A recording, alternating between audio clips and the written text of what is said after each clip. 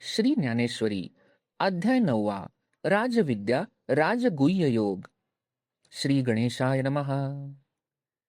श्री ज्ञानेश्वर महाराज म्हणतात, अहो श्रोते हो, तुम्ही एक वेळ माझ्या बोलण्याकडे लक्ष द्या, म्हणजे मग सर्व सुखाला पात्र व्हाल.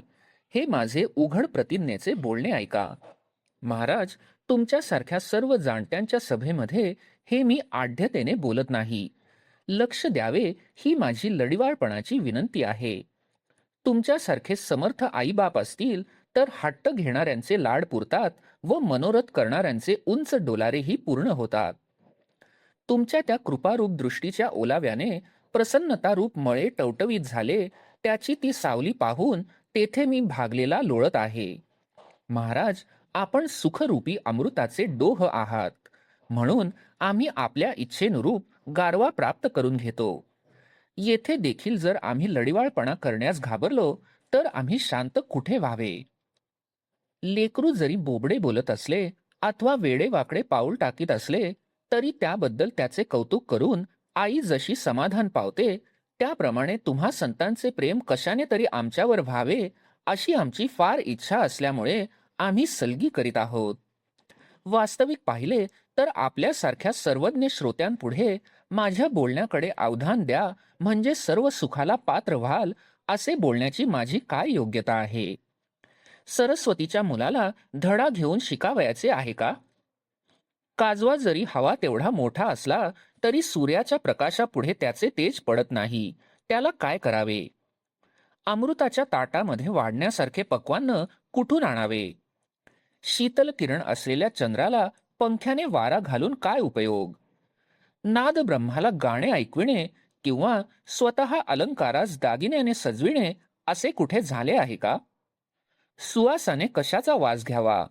समुद्राने कोणत्या ठिकाणी स्नान करावे? हे सर्व आकाशात ज्यामध्ये मावेल अशी मोठी विस्तृत वस्तू कुठून आणावी? त्याप्रमाणे तुमची ऐकण्याची इच्छा तृप्त होईल आणि तुम्ही म्हणाल की याला म्हणावे व्याख्यान, व ज्या योगाने तुमचे मन रंगून जाईल असे वक्तृत्व कोणाजवळ आहे? असे जरी असले तरी जग उजेडात आणणाऱ्या सूर्याला काडवातीने ओवाळू नये का? किंवा चूळभर पाण्याने समुद्राला अर्घ्य देऊ नये का? महाराज, तुम्ही मूर्तिमंत शंकर आहात आणि मी दुर्बळ मनुष्य भक्तीने पूजा करीत आहे, म्हणून बेलाऐवजी मी जरी निर्गुडी वाहत आहे तरी तिचा आपण बेल समजून स्वीकार कराल. लहान मूल बापाच्या ताटात जेवावयास बसते आणि पानातील पदार्थ घेऊन बापाला जेवू घालावयास लागते, पण बाप न रागावता आनंदाच्या भराने आपले तोंड त्याच्या पुढे करतो. त्याप्रमाणे जरी मी तुमच्याशी बालबुद्धीने बडबड करीत आहे तरी त्यामुळे तुम्ही आनंदीच व्हावे असा या प्रेमाचा स्वभाव आहे. ज्ञानोबा आमचा आहे अशा त्या आपलेपणाच्या प्रेमाने तुम्ही संत अतिशय घेरलेले आहात, म्हणून मी केलेल्या सलगीचे तुम्हास ओझे वाटणार नाही. गाईच्या सडाला तिच्या वासराने ढुसणी दिली तर त्या योगाने तिला जास्तच पान्हा फुटतो, कारण आवडत्याच्या रागाने प्रेम दुप्पट होत असते. म्हणून तुमचे निजलेले कृपाळूपण ते मज लेकराच्या बोलण्याने जागे झाले हे मला कळले. महाराज, याकरिताच अवधान द्या असे मी बोललो. वास्तविक पाहिले तर चांदणे आढीत घालून पिकवितात का? किंवा वाऱ्याला कोणी गती दिली आहे का? महाराज, आकाशाला गवसणी कशी घालावी? ज्याप्रमाणे पाणी पातळ करावे लागत नाही, लोण्यामध्ये रवीचा प्रवेश होत नाही, त्याप्रमाणे ज्यांना पाहून माझे व्याख्यान लज्जित होऊन बाहेर निघत नाही. वेदांचे शब्द कुंठित झाले असता ते वेद ज्या गीतार्थ रूपी बाजेवर निवांत निसतात, तो गीतार्थ मी मराठीमध्ये बोलावा ही माझी योग्यता तरी आहे का? परंतु असे असूनही ही मला जी गीतार्थ मराठीत सांगण्याची तीव्र इच्छा झाली आहे ती पुढच्या याच एका आशेने की अशी धिटाई करून आपल्या सारख्यांचा मी आवडता व्हावे. चंद्रापेक्षा शांत करणारे व अमृताहूनही जीवित वाढविणारे असे जे आपले लक्ष, त्या लक्षाने माझ्या मनोरथांची वाढ करावी. कारण जेव्हा तुमच्या कृपादृष्टीचा वर्षाव होईल तेव्हा माझ्या बुद्धीत सर्व अर्थ पूर्णपणे स्फुरतील. पण जर तुम्ही उदास राहाल तर अंकुरदशेला आलेले माझे ज्ञान सुकून जाईल. सहजच वक्त्याच्या वक्तृत्वाला श्रोत्यांचे लक्षरूपी खाद्य मिळाले तर वक्त्याच्या अक्षरांना प्रमेयांची दोंदे सुटतील. वक्त्याच्या तोंडातून केव्हा शब्दोच्चार होईल याची अर्थ वाट पाहत असतो व तेथे त्यावेळी एकापासून दुसरा असे अनेक अभिप्राय उत्पन्न होतात आणि बुद्धीवर भावाच्या फुलांचा बहर होत जातो. म्हणून उल्हासाने प्रश्नोत्तर देणे हा अनुकूल वारा सुटला तर हृदयरूपी आकाशात शास्त्र सिद्धांत रूपी मेघ दाट येतील. पण श्रोता दुश्चित्त असेल तर व्याख्यानास आलेला रंग वितळून जाईल. चंद्रकांत मणी पाझरणारा आहे खरा, परंतु त्याला पाझरावयास लावण्याची युक्ती चंद्रामध्येच आहे. त्याप्रमाणे वक्ता पुष्कळ बोलेल खरा, पण त्याला बोलावयास लावण्याची हातवटी श्रोत्यांमध्ये आहे. म्हणून श्रोत्यांशिवाय वक्ता हा वक्ताच नाही. परंतु आता आम्हास गोड करा अशी ही तांदळांनी स्वयंपाक करणाऱ्याची प्रार्थना कशा करता करावयाची? लाकडाच्या बाहुल्यांनी सूत्रधाराची प्रार्थना का करायची? तो सूत्रधार बाहुलीच्या कामाकरिता तिला नाचवितो का? बाहुली नाचविण्याने तो आपल्या ज्ञानाची कळा वाढवित असतो. म्हणून अवधान द्या अशी श्रोत्यांची विनंती करण्याच्या उठाठेवीचे आम्हाला काय काम आहे? तेव्हा श्री गुरु निवृत्तीनाथ म्हणाले, काय झाले आहे तुला? तुझी ही सर्व विनंती आम्हाला पावली. आता भगवंतांनी जे अर्जुनाला सांगितले ते सांग. यावर निवृत्तीनाथांचे शिष्य ज्ञानेश्वर महाराज संतोषून उल्हासाने म्हणाले, जी महाराज, ऐका. श्रीकृष्ण म्हणाले, अर्जुना, हेच वर्म जे माझ्या अंतःकरणातील जीवाची गोष्ट आहे ती तुला पुन्हा सांगतो. एवढी जीवाच्या आतली गोष्ट बाहेर काढून मग ती गुप्त गोष्ट मला का सांगावी अशी काही कल्पना तुझ्या मनात सहज जर आली तर बुद्धिमान अर्जुना, ऐक. तू ज्ञानप्राप्तीच्या तीव्र इच्छेचीच मूर्ती आहेस. त्याचप्रमाणे सांगितलेल्या गोष्टीचा अनादर करणे तुला माहीत नाही. म्हणून आमचे गुप्तपण मोडले तर मोडू देत. शिवाय न बोलण्याची अशी जी गोष्ट तीही बोलली जावो. पण आमच्या अंतःकरणातील गुप्त गोष्ट तुझ्या मनात उतरो. अर्जुना, स्तनात खरोखर दूध गुप्त असते, पण त्याची गोडी स्तनास नसते. याकरिता एकनिष्ठ सेवन करणारा लेकरू जर मिळाला तर त्या सेवन करणाऱ्याची इच्छा स्तनपान करून तृप्त का होईना? कणगीतून बी काढले आणि मग ते निर्मळ केलेल्या जमिनीत पेरले तर ते सांडण्या लवण्यात गेले असे म्हणता येईल का? याकरिता चांगल्या मनाचा व शुद्ध बुद्धीचा आणि निंदा न करणारा एकनिष्ठ असा श्रोता जर मिळाला तर त्यास आपली गोष्ट गुह्य असली तरी खुशाल सांगावी. आता सध्या या गुणांनी युक्त तुझ्या वाचून दुसरा कोणी दिसत नाही, म्हणून जरी गुह्य गोष्ट असली तरी तुझ्या ठिकाणी ती लपवून ठेवता येत नाही. आता वारंवार गुह्य गुह्य असे म्हटले असता तुला चमत्कारिक वाटेल. आता तुला सहजच प्रपंच ज्ञानासहित आत्मज्ञान सांगेन. परंतु जसे खरे खोटे एकत्र मिसळले असता ते परीक्षा करून वेगवेगळे काढावे, त्याप्रमाणे निवाडा करून ज्ञान विज्ञान तुला सांगेन. अथवा ज्याप्रमाणे राजहंसाने आपल्या चोचीच्या चिमट्याने एकत्र मिसळलेले दूध व पाणी वेगळे करावे, त्याप्रमाणे तुला ज्ञान व विज्ञान हे स्वच्छ वेगवेगळे सांगितले जाईल. मळणी करून एकत्र मिसळलेले कण व भूस वाऱ्याच्या धारेवर उफणले असता मग जसा कोंडा उडून जाऊन धान्याची आपोआप रास जमते, त्याप्रमाणे जे ज्ञान जाणल्यामुळे ते ज्ञान संसाराच्या गाठी लावून मोक्षरूपी लक्ष्मीच्या पटावर जाणणाऱ्यास बसविते ते तुला सांगेन. जे स्वरूप ज्ञान या सर्व विद्यांच्या गावांमध्ये श्रेष्ठत्वाच्या आचार्य पदावर अधिष्ठित आहे आणि जे ज्ञान सर्व गुप्त गोष्टींचा स्वामी आहे, जे पवित्र गोष्टींचा राजा आहे, जे धर्माचे स्वतःचे राहण्याचे घर आहे, त्याचप्रमाणे जे सर्व उत्तम पदार्थात उत्तम आहे, ज्याच्या ठिकाणी प्राप्त झाले असता पुन्हा दुसऱ्या जन्माचे काम उरत नाही, गुरुमुखातून ते ज्ञान उगवताना तर दिसते, पण ते हृदयात मूळचे सिद्धच असते, तसे ते आपोआप प्रत्यक्ष अनुभवाला येऊ लागते. त्याचप्रमाणे अर्जुना, ज्याच्या भेटीला सुखाच्या चढत्या पायऱ्यांनी यावयाचे असते आणि जे भेटले असता निश्चय करून भोगणेही संपते, परंतु भोगाच्या अलीकडच्या काठावर चित्त उभे राहिल्याबरोबर ते सुखाने पूर्ण भरून जाते, असे ते स्वरूप ज्ञान कष्टा वाचून मिळणारे व सोपे असून शिवाय ते श्रेष्ठ ब्रह्म आहे. अर्जुना, याचे आणखी एक महात्म्य आहे. ते असे की जे प्राप्त झाले असता कधीही हातातून जात नाही आणि अनुभविले असता काही सुद्धा कमी होत नाही. शिवाय त्यात विकारही उत्पन्न होत नाहीत. तर्ककुशल अर्जुना, या ठिकाणी जर तू अशी शंका घेशील की एवढी ज्ञानासारखी ही वस्तू तिचा अनुभव घेतल्याशिवाय लोकात कशी राहिली, 100ला एक व्याज मिळून 101 रुपये व्हावेत म्हणून जळत्या अग्नीसारख्या धोक्यात उडी घालतात, असे जे लोक ते कष्टा वाचून मिळणारी स्वरूप सुखाची गोडी कशी टाकतील? तरी पवित्र आणि रम्य, त्याचप्रमाणे सुखोपायानेच प्राप्त होणारे स्वसुख, परंतु धर्माला धरून मिळणारे, शिवाय ते आपल्याच ठिकाणी आपल्याला मिळते, याप्रमाणे हे सर्व प्रकारे सुखकर आहे, तर ते लोकांच्या सेवनातून राहिलेच कसे? ही खरोखर शंकेची जागा आहे, परंतु तू अशी शंका धरू नकोस. अर्जुना, असे पहा की दूध हे पवित्र असून शिवाय गोडही आहे व ते जवळच सडांच्या कातडीच्या पदरापलीकडे आहे, परंतु गोचीड ते टाकून देऊन रक्तच पितो असे नाही का? किंवा कमळकंद आणि बेडूक यांची वस्ती एका ठिकाणीच असते, परंतु कमळातील परिमळ दूरचे भुंगे येऊन सेवन करून जातात व जवळच असलेल्या बेडकांना मात्र चिखलच शिल्लक राहतो. अथवा दुर्दैवी पुरुषाच्या घरात हजारो मोहरा पुरलेल्या आहेत, परंतु तो तेथे राहून उपवास काढतो किंवा दारिद्र्यात दिवस घालवतो. त्याप्रमाणे सर्व सुखाचा बागीचा असा जो मी, तो मी सर्वांच्या हृदयात असताना त्या मला न जाणून मूर्ख लोक सुखाकरिता विषयांचीच इच्छा करतात.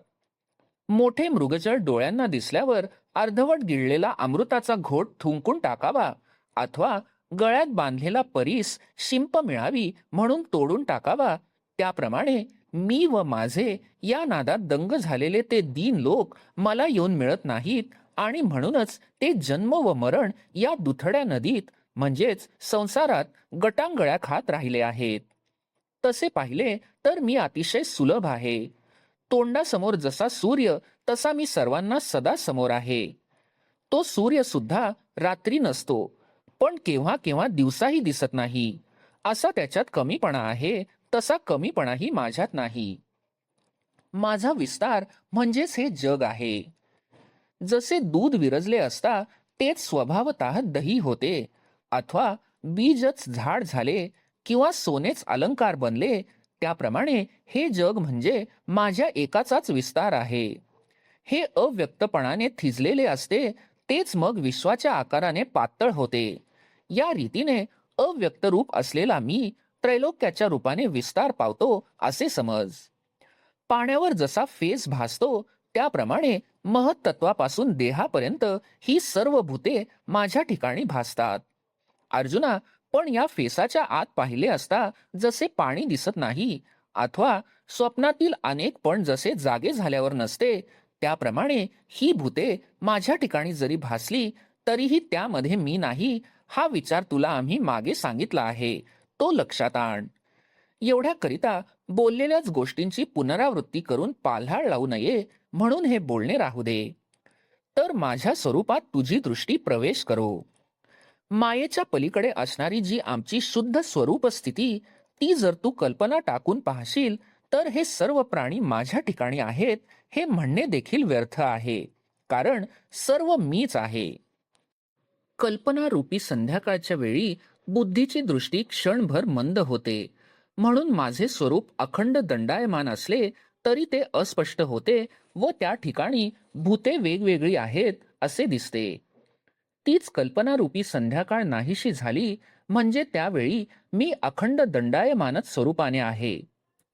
ज्याप्रमाणे माळेवर भासणारी सर्प कल्पना जाता क्षणीच माळेचे सर्पपण जाऊन तिचे मूळचे स्वरूप दिसते.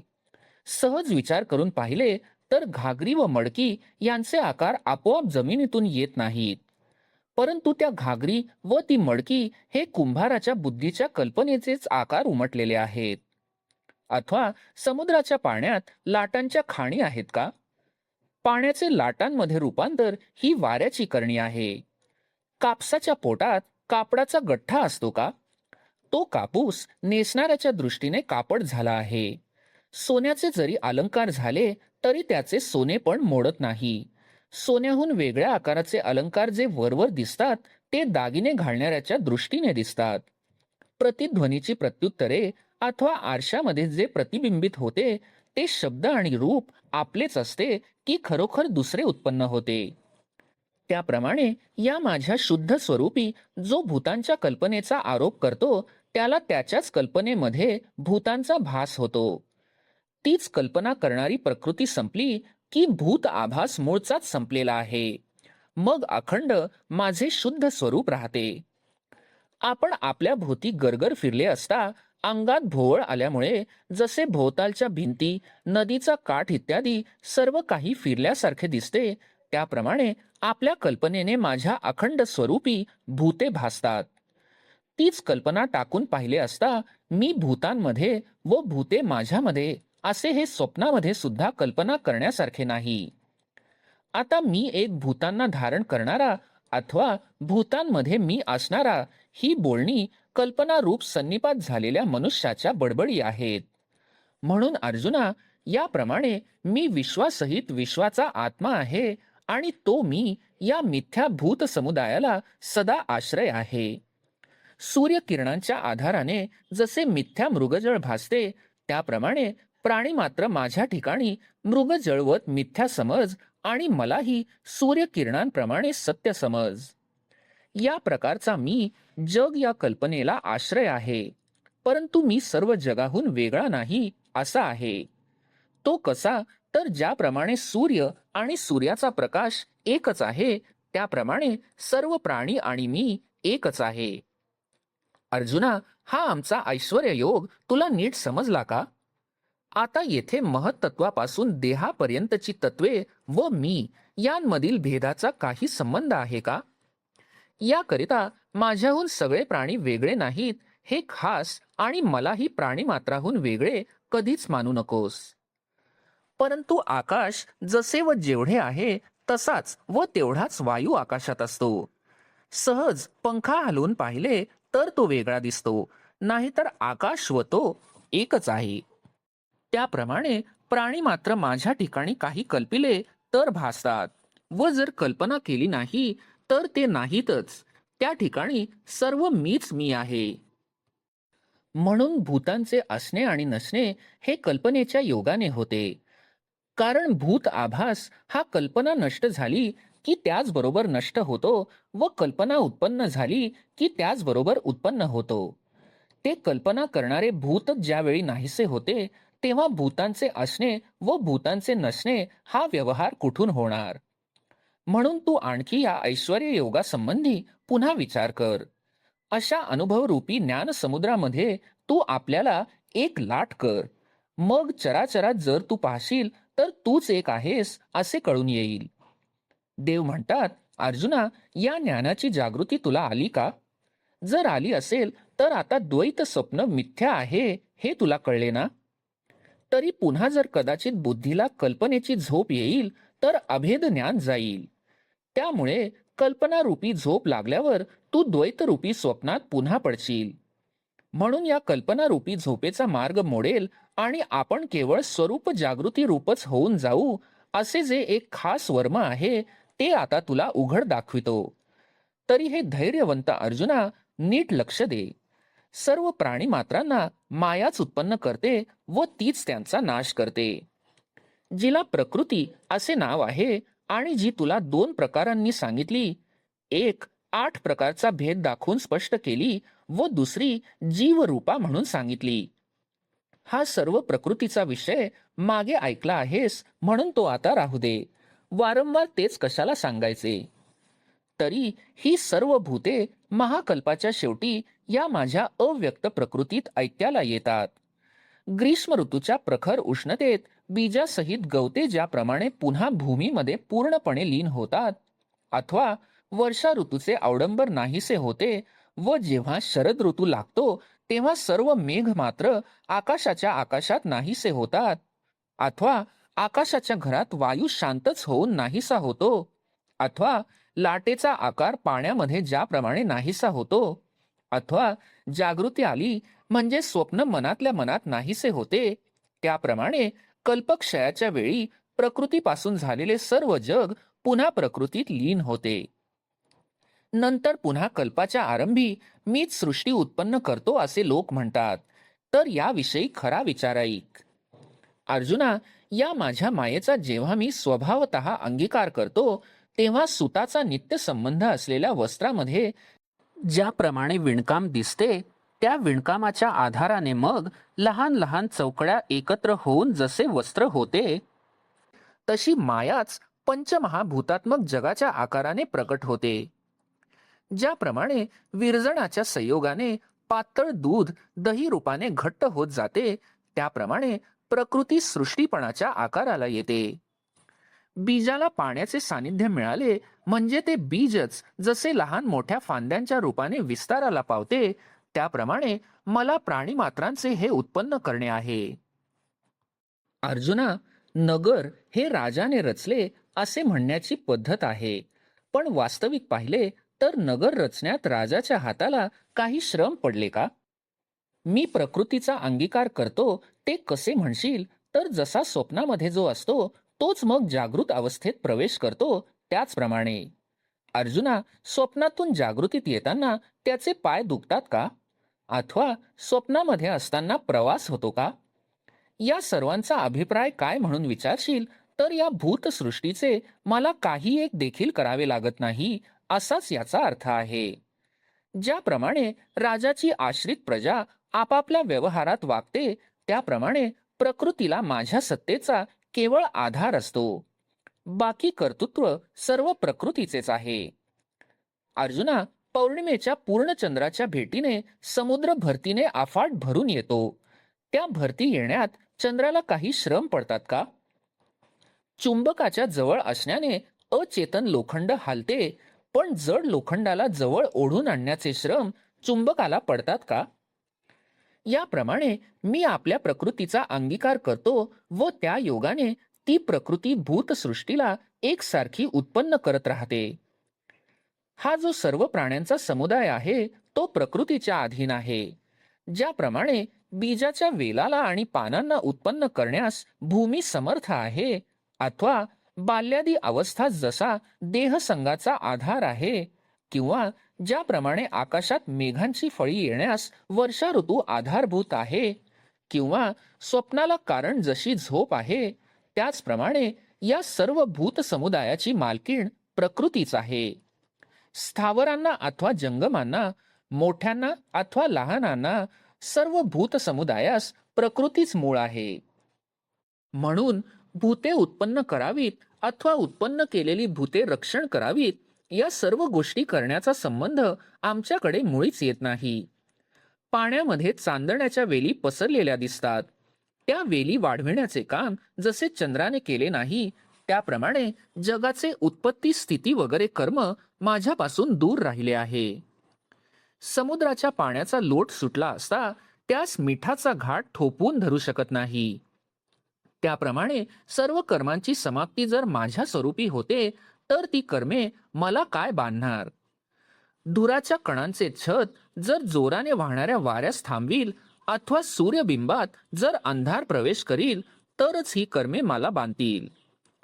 पावसाच्या धारा पर्वताच्या पोटातील पदार्थांना खुपत नाहीत, त्याचप्रमाणे प्रकृतीचे कर्म मात्र मला बाधू शकत नाही. एरवी या प्रकृतीच्या विकारामध्ये मीच एक आहे हे लक्षात ठेव. परंतु एखाद्या उदास पुरुषाप्रमाणे मी स्वतः काही करीत नाही अथवा दुसऱ्याकडून काही करवीतही नाही. घरात ठेवलेला दिवा कोणाला तू अमुक एक काम कर असा नियम घालून देत नाही, अथवा कोणी काही काम करीत असले तर त्याचे निवारण करीत नाही. घरामध्ये कोण काय काम करीत आहे तेही तो जाणत नाही. ज्याप्रमाणे तो दिवा घरात तटस्थपणे साक्षीभूत असून घरातील सर्व व्यापारांच्या प्रवृत्तीला कारण असतो, त्याप्रमाणे सर्व भूतांमध्ये मी असून त्यांच्याकडून होणाऱ्या कर्मांमध्ये मी उदासीन आहे. हा एकच विचार पुन्हा पुन्हा अनेक युक्तिप्रयुक्त्यांनी काय सांगू. अर्जुना, येथे आणखी एक समज म्हणजे झाले ते असे की लोकांच्या सर्व व्यापाराला सूर्य जसा निमित्त मात्र आहे, त्याप्रमाणे जगाच्या उत्पत्तीला मी हेतू आहे असे समज. मी प्रकृतीचा अंगीकार केला म्हणजे तिच्यापासून चराचरांची उत्पत्ती होते, म्हणून मी या चराचरांच्या उत्पत्तीला हेतू आहे हे युक्तीने चाले. आता या विचाराच्या प्रकाशाने तू माझ्या ऐश्वर्य योगाला चांगले न्याहाळून पहा. माझ्या ठिकाणी सर्व प्राणी आहेत, पण मी प्राण्यांमध्ये नाही, अथवा भूते माझ्या ठिकाणी नाहीत आणि भूतांमध्ये मी नाही. हे वर्म तू कधीही विसरू नकोस. ही आमची सर्वस्वी लपवून ठेवलेली गोष्ट आहे, परंतु तुला उघड करून सांगितली आहे. आता इंद्रियांची द्वारे बंद करून तू या गुह्य विचाराचा अंतःकरणात अनुभव घे. हे वर्म जोपर्यंत स्वाधीन होणार नाही, तोपर्यंत ज्याप्रमाणे कोंड्यात दाणा शोधला असता सापडणार नाही, त्याप्रमाणे माझी खरी स्वरूप स्थिती मुळीच अनुभवास येणार नाही. एरवी तर्काच्या बळाने माझी स्वरूप स्थिती खरोखर कळल्यासारखी वाटते, पण ते खरे कळणे नाही. मृगजळाच्या ओलाव्याने जमीन भिजते का? जेव्हा जाळे पाण्यात पसरले तेव्हा त्यात चंद्रबिंब सापडल्यासारखे दिसते, परंतु ते जाळे पाण्यातून काढून काठावर झाडले तेव्हा चंद्रबिंब कुठे गेला? त्याप्रमाणे वक्तृत्वाच्या जोरावर कित्येक लोक आपल्या प्रतिपादनाने स्वतःच्या अनुभवाचे डोळे उगीच झाकण्यास लावतात, म्हणजेच आपण आपल्यालाच फसवितात. मग खऱ्या बोधाच्या परीक्षेची वेळ आली म्हणजे बोध असतही नाही व होतही नाही. जर तुम्ही या संसाराला भीत असाल आणि माझ्या स्वरूप प्राप्तीविषयी जर तुम्हाला खरी इच्छा असेल, तर आम्ही हे सांगितलेले विचार तुम्ही ध्यानात ठेवा. नाहीतर ज्याप्रमाणे काविळीने व्यापलेली दृष्टी चांदण्याला पिवळे समजते, त्याप्रमाणे माझ्या शुद्ध स्वरूपात दोष पाहाल. अथवा तापाने दूषित झालेले तोंड दुधाला कडू विष म्हणते, त्याप्रमाणे मनुष्य नसलेल्या मला मनुष्य असे मानाल. म्हणून अर्जुना, पुन्हा तुला एक वार बजावतो की तू कदाचित या सांगितलेल्या स्वरूप ज्ञानाच्या अभिप्रायाला विसरशील, तर विसरू नकोस. कारण या स्थूल दृष्टीने मला पाहू म्हटले तर ते पाहणे व्यर्थ होईल. ज्याप्रमाणे स्वप्नातील सेवन केलेल्या अमृताने अमर होता येत नाही, त्याप्रमाणे मी देहधारी आहे अशी बुद्धी ठेवून जे माझ्याकडे पाहतात, त्यांचे ते पाहणे खरोखर न पाहण्यात जमा आहे असे समज. एरवी मी स्थूल आहे अशा दृष्टीने माझ्याकडे पाहणारे जे मूर्ख लोक, ते आपल्या समजुतीप्रमाणे खरोखर पूर्णपणे जाणतात, परंतु त्यांचे ते जाणणेच माझ्या स्वरूपाच्या खऱ्या ज्ञानाच्या आड येते. ज्याप्रमाणे पाण्यातील नक्षत्रांच्या प्रतिबिंबाला पाहून ती रत्ने आहेत अशा समजुतीने त्याविषयी लोभ धरून व पाण्यात शिरून ती खाण्याच्या आशेने पाण्यातील खडकावर चोच आपटून जसा एखाद्या हंसाने आपला घात करावा, ही गंगा आहे अशा समजुतीने मृगजळाजवळ जावे, त्याचे फळ येईल का? अथवा कल्पवृक्ष म्हणून बाभळीचा आश्रय केला तर ती बाभळी इच्छिलेले फळ देईल का?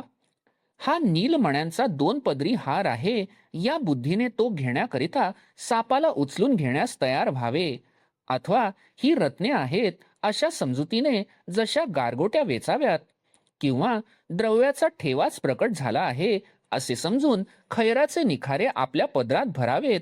अथवा ही आपली पडछाया आहे असे न समजता सिंहाने विहिरीत उडी घालावी.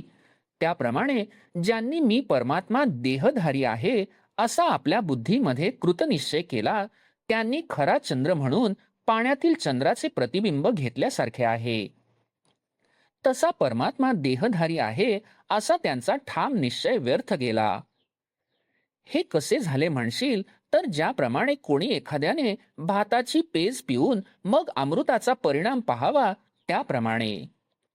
तसे नाशिवंत जो स्थूल आकार तेच माझे खरे स्वरूप असा आपल्या मनामध्ये निश्चय करून ते जर मला अविनाशाला पाहू जातील, तर त्यांना मी कसा दिसेन?